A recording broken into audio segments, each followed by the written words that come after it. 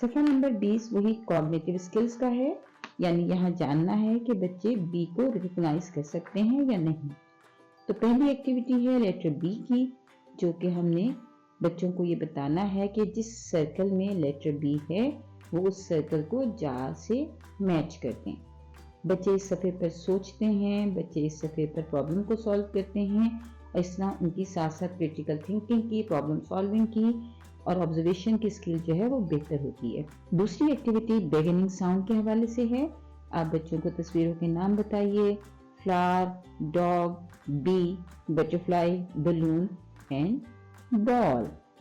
आप बच्चों से कह सकते हैं कि जिस तस्वीर की बिगिनिंग साउंड ब है उसको बी से मिलाइए, उसको ब से मिलाइए, जैसे कि ब बॉल, ब बटरफ्लाई। इस तरह बच्चे तस्वीरों को बी से मिलाएंगे।